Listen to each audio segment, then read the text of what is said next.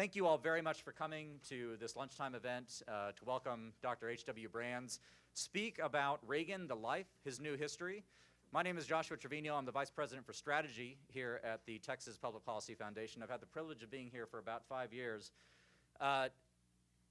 31 years ago this week, I was a 9-year-old boy living in Seoul, Korea.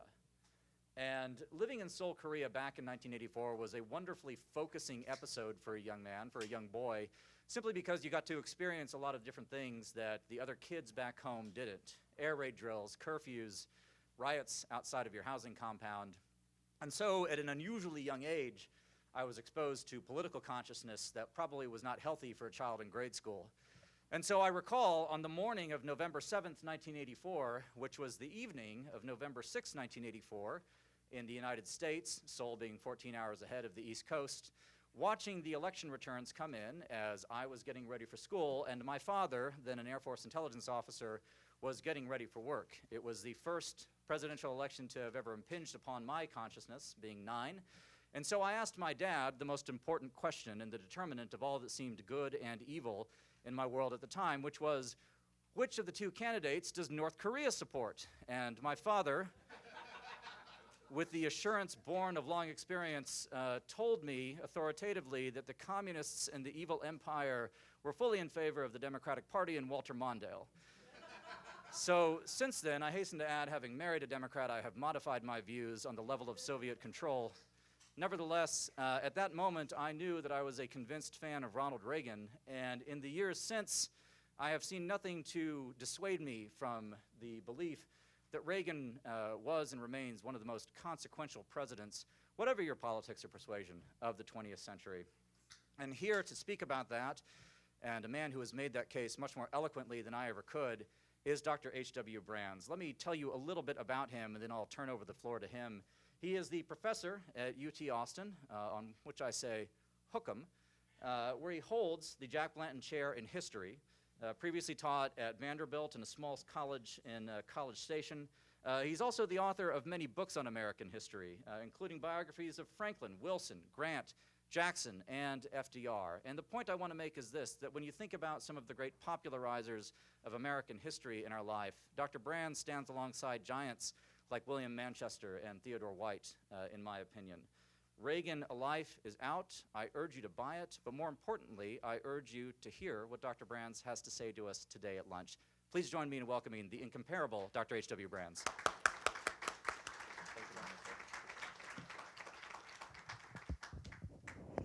Thank you, Josh, for that very kind introduction, and thank you all for coming today. I appreciate your taking your lunch hour to spend it with me.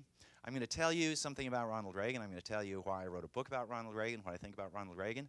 But first, I'm going to tell you a story about Ronald Reagan. This is a story that Reagan used to tell about himself, tell on himself. And it's a story that recapitulates a really important part of the Reagan biography. That is, his life. And it reflects the fact that Reagan's ascent in politics was by no means foreordained. In fact, Reagan was a very late bloomer in politics. He was 50 years old, actually he was 52 years old, before anybody had any idea that he had any political talents or prospects at all. This story is set in what I call Reagan's wilderness years. These are the years after his film career faded to black, when he had been demoted from the big screen of feature films to the tiny screen of television. This is when TVs were small and fuzzy and really hard to see and hear in the 1950s.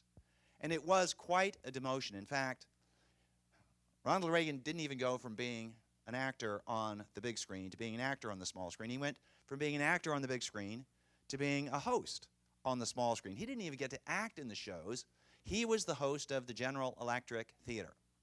And so people who remembered Reagan from the 1930s, when he was a modestly successful supporting actor, they had vague memories of the Reagan of those years, and then they saw him on television. And he would show up for 2 or 3 minutes on Sunday evenings, and he would announce what this week's installment of GE Theater was about and who the actors were, and then off he'd go. Now, what most people didn't realize at the time was that his day job was to travel the country and speak on behalf of General Electric Corporation.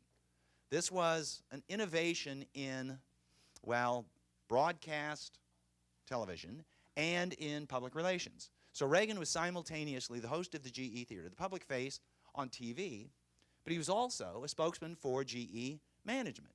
And he would travel the country and he would speak to, well, he would speak to employees at GE assembly plants around the country. He would speak to local chambers of commerce, to Rotary clubs, Elks, and the like. He didn't like to fly. He was afraid of flying. So he would travel by train. And he would embark on these tours that would go on for weeks and weeks. And he would often find himself at some small town, somewhere probably in the Midwest. And very many of Reagan's stories take place in some small town in the Midwest, perhaps reflecting the fact that Reagan himself was the product of a small Midwestern town. So in this story, Reagan is going to give a lunchtime speech. And his host, the introducer, the person who would play Josh to me, was familiar with the Reagan name in writing, but for some reason or another had never heard the name pronounced. And so he saw the name Ronald Reagan on the program. And he was supposed to introduce Ronald Reagan, but he didn't know if the name was pronounced Reagan or Reagan. And both are plausible enough. And now, in this day and age, when I tell this story to my students, they kind of wonder that this is a problem at all. You can resolve this in 10 seconds on the internet, but there was no internet in those days. And so the host of the lunch event was in a bit of a quandary. What's he going to do? How's he going to figure out how to pronounce this name? Is it Reagan or is it Reagan? So in his puzzlement, he takes a walk around the small town in the morning before the lunch. And he's walking around like this, and he's saying, is it Reagan? Is it Reagan? Is it Reagan? Reagan? And while walking along, he happens to bump into one of his neighbors, who's actually, he bumps into the dog of his neighbor. The neighbor's out walking his dog. And he bumps into the dog, 'cause he's not really looking where he's going. And the neighbor says, boy, you seem to be deep in thought. You got a problem? What's going on? And the guy pulls out the program for the luncheon event. And he says, I got to introduce this guy. You know who he is? Do you know how to pronounce his name? And the neighbor, the one walking the dog, looks at it and says, oh, yeah. Yeah, he used to be an actor. And it's Reagan. It's pronounced Ronald Reagan. And the guy who's going to give the talk says, now, you sure? You sure it's Reagan? Not Reagan, it's Reagan. Oh, yeah, it's Reagan. Don't worry, it's Reagan. And the guy says, boy, you really saved me some embarrassment. I didn't want to embarrass myself. I didn't want to embarrass the guest, but thanks a lot. That's great. So he starts walking up. Reagan, Reagan. And he bumps into the dog again. And he says, by the way, that's a cute dog you got. What kind of dog is that? It's a bagel. Okay. Okay, now remember your reaction to that story, because it actually is quite important in what I'm going to be saying about Ronald Reagan. Anyway, I wrote a book about Ronald Reagan because I had been writing I've been writing a series of books about American history. They took the form of biographies. They took the form of biographies in part because people will buy biographies who won't buy books that are called history books. A lot of people have a vague and uncomfortable memory of history class in high school. And they don't really want to go there again because they have this idea that history is about memorizing names and dates and just dealing with stuff that's not very interesting. Biographies, on the other hand, are stories of people. And people will buy biographies. So I decided I was going to write this history of the United States in the form of biographies. And I wrote a book about Benjamin Franklin. Benjamin Franklin is a figure who pretty much carries the story of American history in the 18th century. He's born in the first decade of the 18th century. He dies in the last decade of the 18th century. And for my Franklin book, I chose the title The First American. And I chose that because for each of these biographies, I had in mind that the individual that I chose was going to have to summarize in some important way important developments in American culture, American politics, American public life during his lifespan.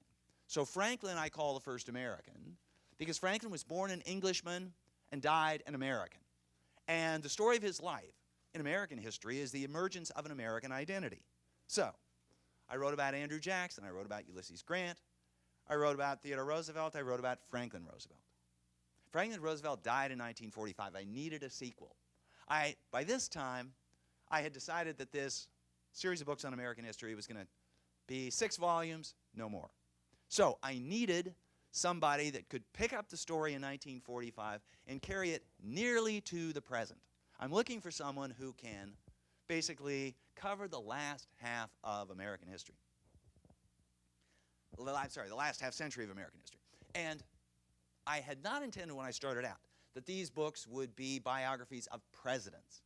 It turned out, ultimately, that 5 of the 6 are biographies of presidents.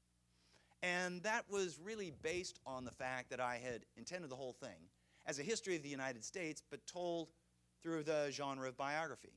And a president in a democratic system is a really convenient figure to hang your story on. If I'd chosen to write about a writer, about a business leader, about a musician, it might be a very interesting biography, but I had a hard time explaining the big issues of war and peace if I'm writing about Walt Whitman or something like that.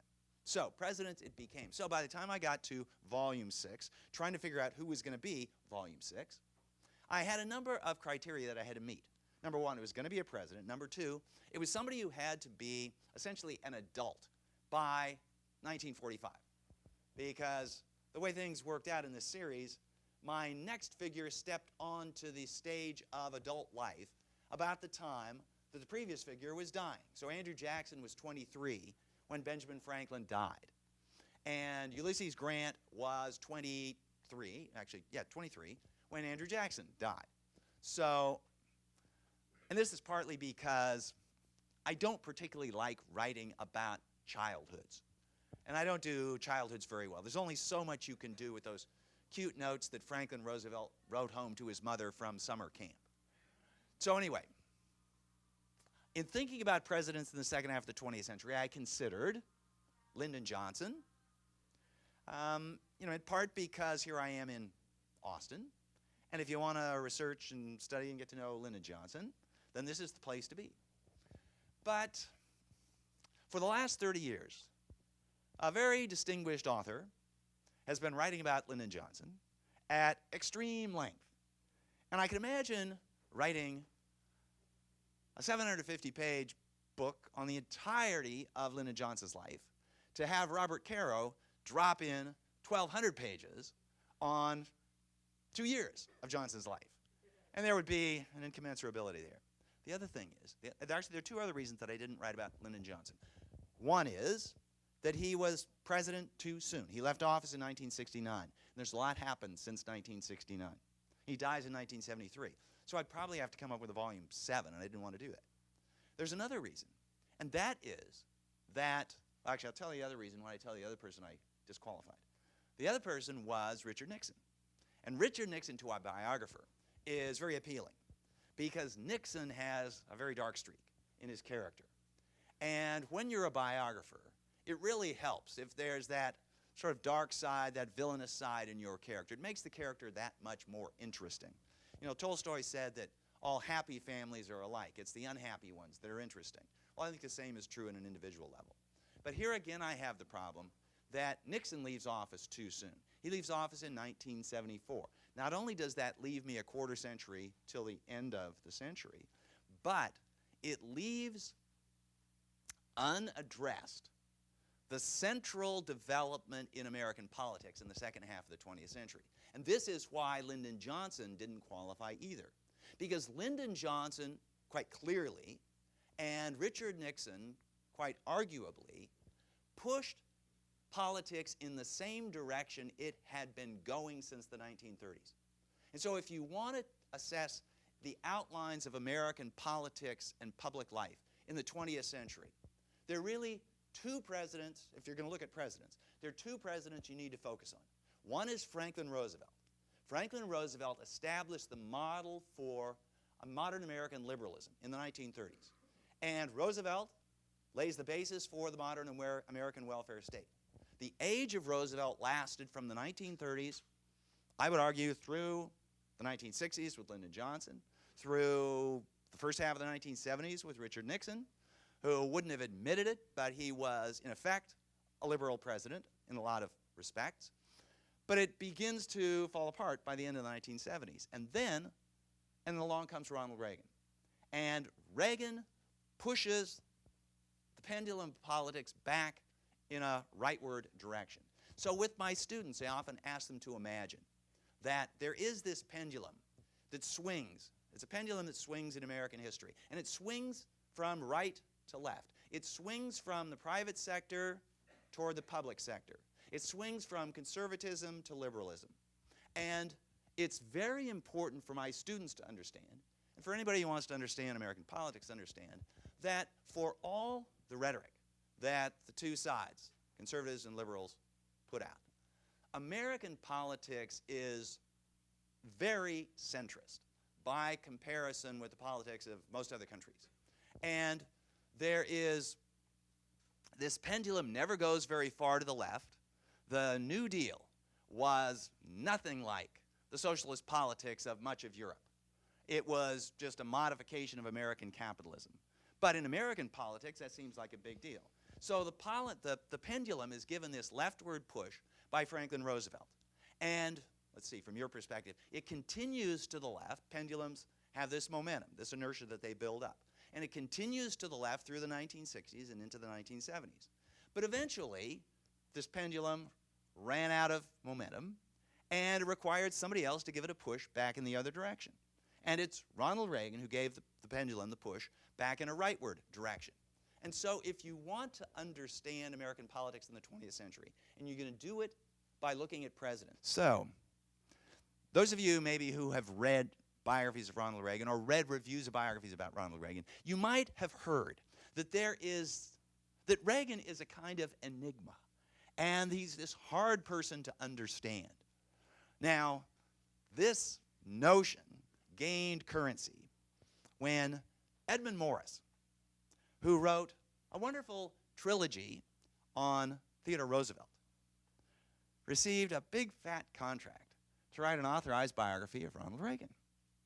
And Morris shadowed Reagan in the White House and got to sit in on meetings and had access to a sitting president that no biographer, no historian has ever had.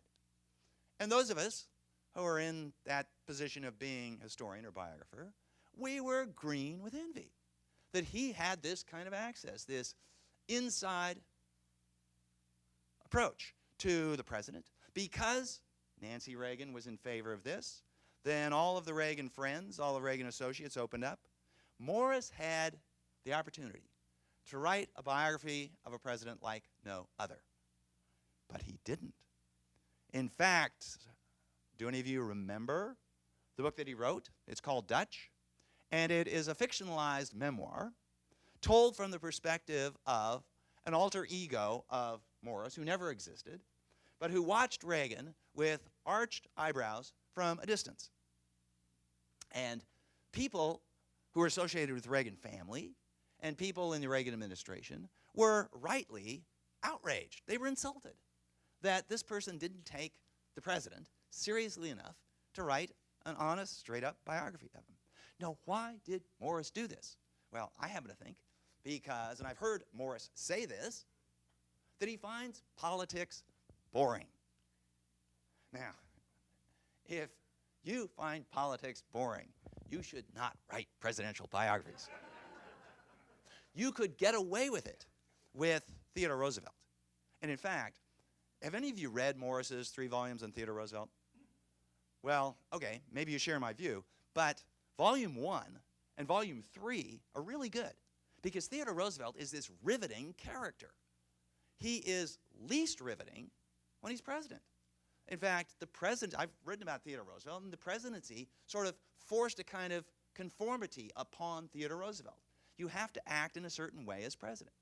So Morris is going to write about this guy, Ronald Reagan, who was president, but it turns out that Reagan was no Theodore Roosevelt when it came to having a compelling character, a colorful life, myriad interests. No, Reagan was a pretty well, I'll say, boring guy. He was very important. He was an exceedingly influential figure in American politics and world affairs. But intrinsically, I'll just put it this way. If Theodore Roosevelt had never been president of the United States, there would be biographies of Theodore Roosevelt. If Ronald Reagan had not been president of the United States, it never would have occurred to anyone to write his biography, because he's just not that interesting separate from what he accomplished in politics. So, what did Morris do? Morris conjured the idea. He had to explain why he did what he did. And he said that after spending all this time with Reagan, Reagan was an enigma to him, and that he just could not get inside Reagan's head. And therefore, he had to kind of make this stuff up as he went along. Now, this notion that Ronald Reagan was this enigma has somehow stuck. And it's a really easy thing for book reviewers to say Reagan is the enigma and all this. It makes him sound far more mysterious than he really is. The puzzle with Reagan, however, is not inside his head. Now, I will tell you sort of a second story. This one it's kind of about Ronald Reagan, but it involves me, as you will see. So, I was doing a book tour for a previous book, a book I wrote about Ulysses Grant. And I was doing a radio interview with a host, and I think it was in Chicago. And toward the end of the interview, the host asked me, this all generally comes up at the end of the interview, so what's your next book? And I said I was writing about Ronald Reagan. At which point, he put his hand over the microphone, and he said, when we get off the air, there's something I need to tell you. Okay, so we finish the interview, and we get off the air, and I'm waiting. So what's he going to tell me? What he tells me is this. He says, if you want to understand Ronald Reagan, there's one thing you need to keep in mind. Ronald Reagan was the son of an alcoholic father. Now, I didn't quite know what to do with this bit of information, because I didn't know if he thought he was telling me something that nobody knew. Well, in fact, anybody who knew anything about Reagan knew this. Reagan himself wrote about it in both of the memoirs that he wrote. So I didn't say anything, and I just waited to see if he would elaborate. And he did. And he said, I speak as the son of an alcoholic father. And I will tell you that people who grow up in that situation develop a characteristic emotional style, because the person on whom they most want to rely, the person who should be the model for their character development, the one who is going to show them how to be a man, is utterly unreliable. And one day, you come home from school and you play catch with him, and you throw the ball around, and he tells you funny stories, he takes you out for ice cream, he's your best friend, and you think he's the greatest guy in the world. And the next day, he's beating the living daylights out of you.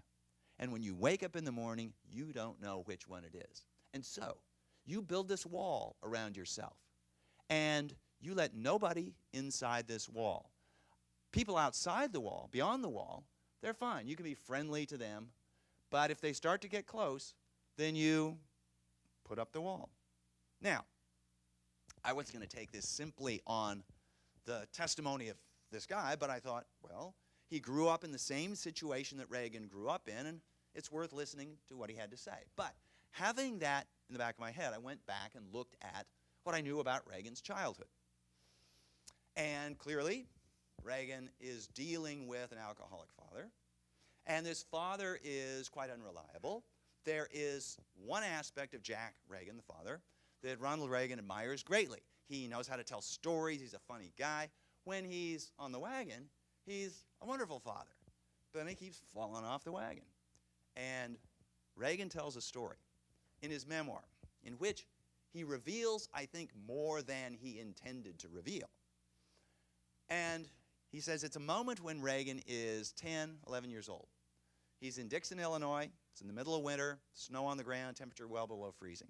He's coming home from school as it's starting to get dark. He turns the corner into the walkway of the house, and there, face down in the snow, unconscious, passed out, is his father.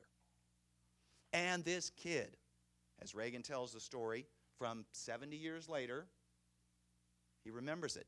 He pauses for a moment, and asked himself, what should I do? Should I wake him up, drag him inside, or should I just walk on by? Now, Reagan doesn't draw out the implication of walking on by in the memoir, but it's very clear what the implication is. He walks on by, his father freezes to death in the snow. Now, in the next sentence, Reagan says, I decided I guess I should wake him up. So I wake him up and pull him inside. But that very moment when this 10-year-old kid is thinking, my life might be better if my father would simply disappear, if my father were dead. That's a pretty heavy weight for a kid to be carrying. And when I read that, various other things, for example, when I read a passage in Nancy Reagan's memoir. Nancy Reagan has written to me one of the most revealing memoirs of anybody in American public life in the last 50 years. She's quite candid about herself, about the people around her. She talks about Ronnie. She always called her husband Ronnie. And she said that Ronnie got closer to me than he got close to anyone else. And that he would show me almost all of what he was thinking. But even then, there were moments when that wall would go up and I wouldn't know what was going on. And I just had to step back. So even with me, there was that reserve. Okay, so I kept this in mind, and it seemed to me, if you looked at Reagan's sort of personal life, the suggestion of the radio host in Chicago was a pretty good lead into understanding Reagan's personality. Reagan did not have any close friends, except for Nancy. He was friendly. A lot of people from a distance thought he was a friendly guy, thought he'd be a great guy to have a beer with or something like that. But when they got closer, they realized that no, there was kind of a wholesale friendliness, but on the retail one-on-one level, it just wasn't there. He was an odd person to go into politics. He didn't like to press the flesh. He didn't like to hang out with members of the California legislature after hours. They had come to expect that. And they thought, this guy, he's no fun at all, because Reagan just went home and watched TV with Nancy. And that was his idea of how evenings should be spent. So I didn't find Reagan particularly perplexing as an individual. The enigma was not Reagan. The enigma is us. And what I mean by that is, the real puzzle is how Reagan accomplished what he accomplished. Reagan, I would go so far as to say, Reagan changed the world. He changed the world on the American domestic side. He changed international relations. Reagan had two items on his agenda from the beginning of his political career in the early 1960s to the end of his political career in the late 1980s. The two agenda items were, number one, shrink government at home, number two, defeat communism abroad. And this was what he aimed to do the whole while. When I do at the end of the book, I sort of give him a scorecard. I say he gets 1.5 out of 2. So did he shrink government at home? Well, not exactly. He did slow the rate of government growth, but he made a fateful strategic decision in the first year of his presidency to disconnect tax cuts from spending cuts. When Reagan came to office, the litmus test for conservatives, the litmus test for especially Republican fiscal conservatives, was the balanced budget. You wanted government to be smaller if you were a Republican conservative, but you insisted that the books be balanced. Households, families have to balance their budgets, so should government. Reagan he talked the talk of the balanced budget, but he didn't walk the walk. And he made a decision in 1981 when he was in discussions with Congress. He presented a budget that would include tax cuts and spending cuts. And in the negotiations, he accepted what he accepted was tax cuts written in stone and spending cuts written in the air. Promises of future spending cuts. And what he got was the tax cuts. He never got the spending cuts. Now, to the end of his presidency, Reagan blamed the Democrats as, well, he might. If the Democrats had simply rolled over and given him the spending cuts, then he would have got the spending cuts. But any practical politician would have understood, well, the Democrats aren't going to give you spending cuts for nothing. And tax cuts are an easy sell in Congress, especially if they're tax cuts across the board, as the Reagan tax cuts were. Every member of Congress wants to go back home and say, I cut your taxes. That's an easy sell. To go back home and say, I cut the programs that you depend on, that's a harder sell. So Reagan is the first in what has become sort of, I won't call it a model for Republican attitudes toward government, because Republicans still talk in favor of spending cuts, but Ronald Reagan was the one who institutionalized very large federal budget deficits. Franklin Roosevelt was criticized as a deficit spender during the 1930s, but the Reagan deficits of the 1980s made Franklin Roosevelt look like a deficit hawk. So what Reagan got was tax cuts, but he didn't get spending cuts. So he gets half of what he wants on the domestic side. On the foreign policy side, defeat communism. Reagan got that. And the striking thing is, that was an extreme position for Reagan to take. The idea that you could defeat communism. Since the 1940s, there was the idea you might contain communism. During the 1970s with détente, the notion was, well, communism is probably here to stay, so we're going to have to get along with the communists. Reagan said, no. He said, my policy in the Cold War is very simple. We win, they lose. Now, I would be the last to say that Reagan single-handedly defeated communism. In fact, I probably contribute to misconceptions about presidential leadership in writing this series of books that are biographies of presidents. Because what I'm really talking about is what happens during the lifetimes of people, during the presidencies of presidents. Franklin Roosevelt did not create the New Deal by himself, but it's a convenient shorthand to talk about Roosevelt's New Deal. And it's a convenient shorthand to say that Reagan pushed the Soviet Union to the brink of dissolution.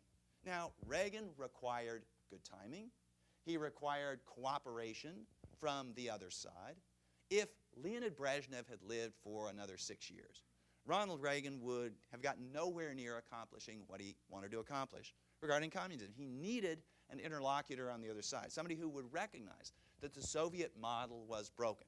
Now, the Soviet model was broken, but it could probably be held together with baling wire and bubble gum for another 6 or 8 or 10 years. The Soviet model would have broken down eventually, but the elder George Bush or Bill Clinton would have gotten the credit for it rather than Ronald Reagan. So Reagan gets the credit for it in part because he's there when it happens, although actually he wasn't there when it happens. You may remember that in 1987, and this is one of the reasons he gets the credit, because in 1987 he stood at the Brandenburg Gate in Berlin and he said, Mr. Gorbachev, tear down this wall. Now, some of you are old enough to remember what happened afterwards. The wall didn't fall down. And Reagan, in fact, the Soviet government just said, boy, that's just more hot air out of an actor. What can you expect out of Hollywood? And the wall remained when Reagan left office. But the wall came down within 12 months after he left office. And those people who were most responsible for knocking down the wall, not Reagan, not Mikhail Gorbachev, but those thousands and thousands of people living in Eastern Europe, in East Berlin, in Hungary, in Poland, who put their lives on the line to press up against the wall and against the barriers in other parts of the Soviet bloc, and who took the risk. Many, many of them said that they took great inspiration and courage from Reagan's statement because he knew that the leader of the United States, the leader of the free world, was on their side morally. They wouldn't have said that about Richard Nixon. They wouldn't have said that about Jimmy Carter. They did say it about Ronald Reagan. Okay, so my question is, so he gets 1.5 right out of the 2 things he tries to get, and that's a pretty good record. But my question, my puzzle is, how did he do it? Because if you agree with me that Reagan accomplished a lot in American politics, in world affairs, well, then one normally asks, so how do these great changes occur? And the normal thing to think, anyway, is that there must have been somebody with great talents of leadership. who is driving all this. You look at what Napoleon did in Europe, and you look at Napoleon, and Napoleon was a brilliant guy, and he had this personality that drew people to him, and he had this grand vision for what Europe and France could be. So you look at what Napoleon does in Europe, you look at the individual and say, okay, I understand that these great things were accomplished by this remarkable individual. Reagan was not a remarkable individual in that way. Reagan was not a brilliant man. Now, he was smarter than he was usually given credit for being. In fact, when I did interviews for the book, and I talked to people who'd known Reagan during the Reagan years, surviving members of the administration, senior members of the cabinet officers and the like, generally speaking, I was no more than 2 or 3 minutes into the interview when they all said pretty much the same thing, sometimes in the same words. And it was something like this. They said, Ronald Reagan was smarter than people gave him credit for being. Now, I didn't exactly know how to interpret that, because that could very well be damning with faint praise. Because Reagan was almost never the smartest guy in the room. As I say, one of the things I discovered with Reagan, but it's not just with Reagan, it's that certainly in politics, this might very well be true in business and other areas of life. To succeed, you have to be smart enough. But being smarter than smart enough is no particular advantage. I have no way of knowing if this is actually true, but I do think it is true, that Jimmy Carter probably had a substantially higher IQ than Ronald Reagan. But Ronald Reagan was a far more effective president than Jimmy Carter. Now, Jimmy Carter had his issues, and part of it was bad timing, but there is this temptation when you really are really smart, and it is to think you can do all this stuff on your own. Well, no matter how smart you are, you can't do everything that has to get done from the perspective of a president all by yourself. Jimmy Carter was infamous for his micromanagement. Reagan was not known for micromanagement. He did not suffer from that temptation. Now, it was said of Franklin Roosevelt, it was said by Oliver Wendell Holmes Jr., he had a second-class mind, but a first-class temperament. And maybe we could look there to see what made Reagan successful. And I guess he did have a pretty good temperament, but as I said, it's a temperament that looked better from a distance than it did from up close. Reagan is sometimes described as charismatic, and he's charismatic from the distance of, well, from behind a television camera and looking at him from the television screen. But he didn't have the kind of charisma of, let's say, well, Bill Clinton. Bill Clinton's a good example of somebody who, I've never met him, but I've talked to lots of people who have. People who despised his politics. But once they got near him, they simply could not resist this individual. They felt themselves being pulled in. Reagan did not have that effect on people. Reagan inspired no great love in other people, nor did he inspire fear. Reagan couldn't even fire people who were clearly disserving his administration. And it was a serious problem that the administration had. And there were times when it looked like nobody was in charge. So Reagan, he wasn't all that smart. He wasn't particularly charismatic. He didn't inspire fear in people. How did he accomplish this stuff? Well, I'll tell you. Part of it has to do with that story I told you at the very beginning about, the bagel, the beagle, that kind of thing. Reagan had learned something in those wilderness years when he was out on the road for GE. And he would be speaking to audiences that he didn't know. Sometimes the audiences were skeptical. Sometimes they were downright hostile. He would speak to GE employees and tell them why they shouldn't join a labor union. Reagan learned through trial and error, long repeated experiment, that if you start with a joke, even if especially if it's kind of a silly joke where people just, you build it up and then they just kind of chuckle, that goes a long way toward melting some of that skepticism. Reagan understood that if you can get people to laugh with you, then you're halfway to getting them to agree with you. Reagan used humor, I'm going to say, more effectively than any president in American history. I might have to make a possible exception for Abraham Lincoln. Abraham Lincoln is known for his stories. But in fact, if you read the diaries of people who knew Lincoln, they always groaned at the stories. The other thing is that Abraham Lincoln's stories were not for public consumption. Presidents in the 19th century didn't speak in public very often at all. Why is it that we remember Abraham Lincoln's Gettysburg Address and his second inaugural address? Why are those considered gems of his administration? Because those are 2 out of the 3 public addresses he gave. The other one was the first inaugural address. Presidents did not give State of the Union addresses. Those were written messages. Anyway, Reagan, I will tell you the secret of Reagan's success. I will come right down since I'm running out of time.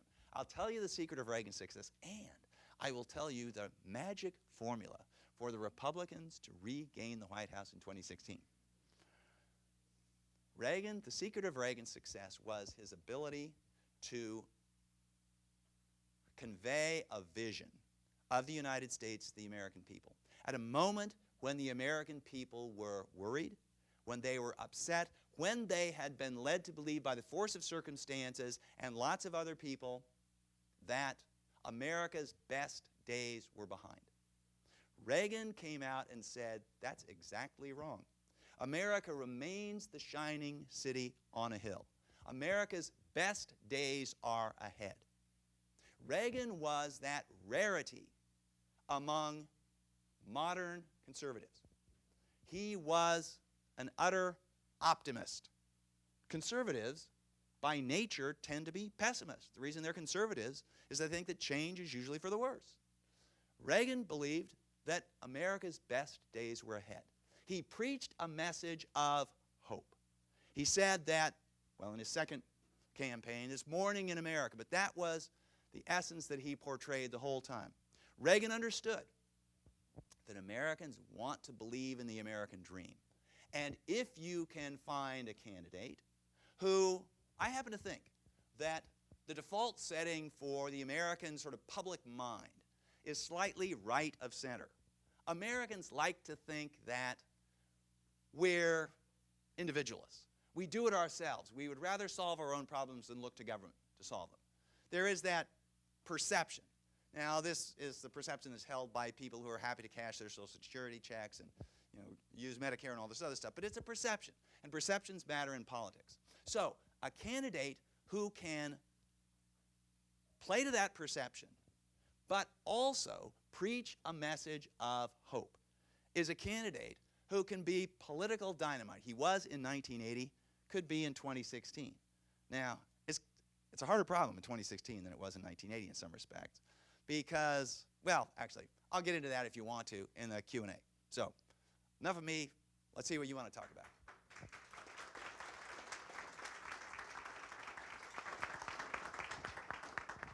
So we do have 10 minutes for questions, so please feel free. You can't agree with everything that I said.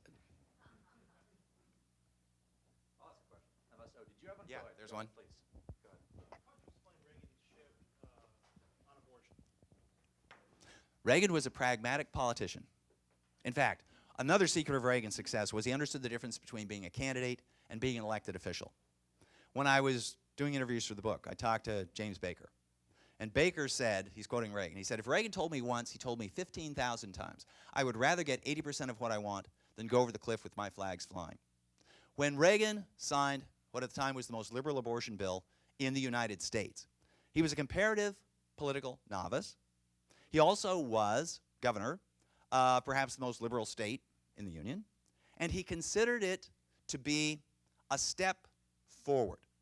It was not what would pass muster with the very strongly pro-life people then, or even Reagan himself later, but Reagan thought that it would regularize the situation for women who might be thinking of an abortion. And he later expressed regret that he had signed it. And I can't tell with the regret if that was sort of an operative regret or a philosophical regret. Reagan was one who had a position on abortion, but he did not think that that should be the priority for him as governor or as president. He understood that if he went down that road, then he would not be able to focus on the big issues that he thought he could get progress on. Another secret of Reagan's success was his ability to focus. And he focused on those two things I identified, trying to shrink government and defeat communism. And to get sidetracked by other issues, he would let other people deal with that. Reagan was never what one could call an enthusiastic social conservative.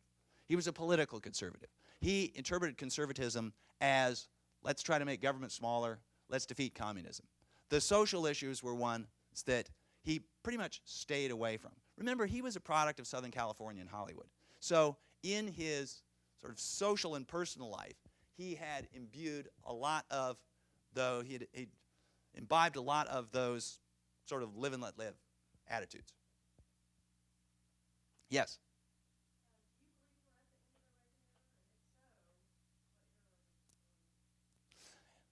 It's really difficult to say whether we are. And as a historian, I won't venture to say whether we are, but 10 years from now, if it does change, I'll tell you why it was inevitable that we were. But, I will say this, that there are indications that the answer might be yes, but there are also indications that the answer might be no. And that is, first of all, if you had to summarize the difference between the age of Roosevelt and the age of Reagan, it comes implicitly in Reagan's first inaugural address, where he says that government is not the solution to our problems, government is the problem itself. And in fact, if you want to know what makes an American liberal in the 20th century a liberal, it is that that person believes that government is or can be the solution. And if you want to know what makes a modern American conservative a conservative, that person believes that government is more likely to be the problem. So, if you simply look at polls that ask how people view government, people have great skepticism of government even until today. And so, I think in that sense we might very well still be in the age of Reagan. And if one wanted to look at countervailing tendencies, one could look at the Affordable Care Act. But I would actually say that that's the exception that proves the rule. Because if you study the 1930s at all, the 1960s at all, you'll know that there were dozens, scores of programs that were as big a deal as Obamacare. They were coming thick and fast in the 30s, again in the 60s. But Obamacare is this singular program of the Obama years that expands health care in a very modest way. And it's been fighting for its life these last 5 years. And so new federal programs in the age of Reagan, they were not entirely absent, but they came infrequently and with great difficulty. In the age of Roosevelt, they came frequently and easily.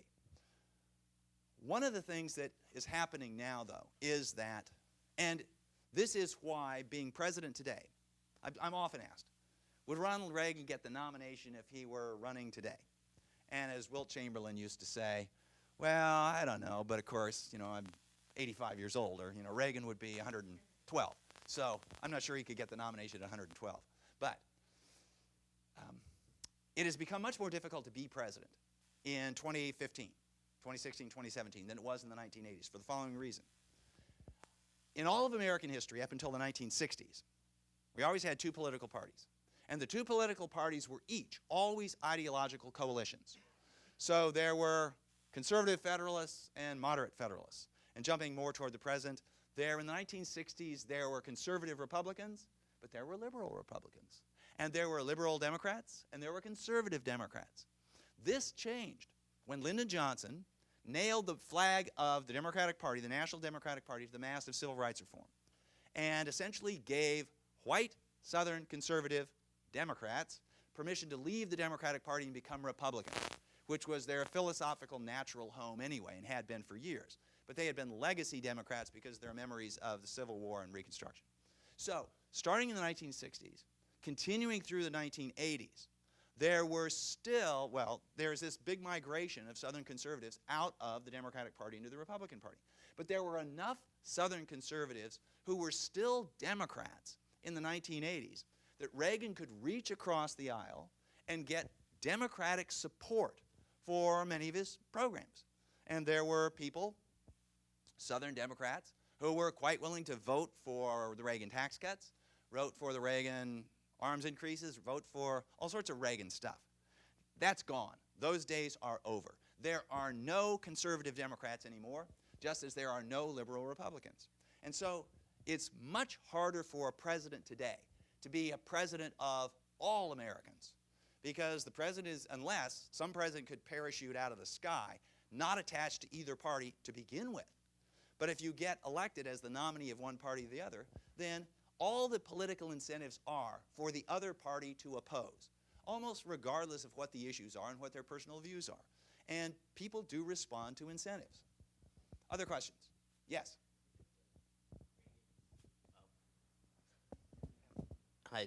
Do you think Reagan's philosophical backbone was rare among presidents and maybe a reason for his success? Was Reagan's philosophical backbone a reason for his success? I will say this. Reagan had principles, and he did not compromise on his principles.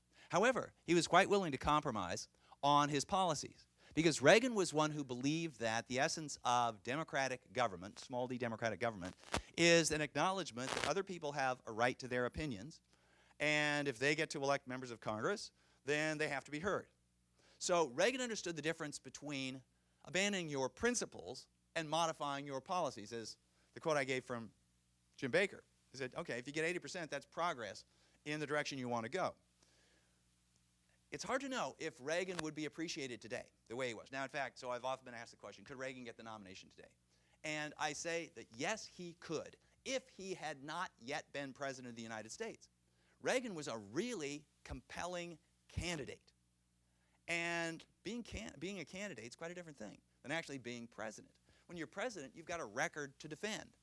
And none of the candidates has a record as president to defend. And Reagan didn't either in 1979 and 1980. If Reagan had to run today, having been president, then many people associated with the right wing of the Republican Party would have great difficulty with Reagan.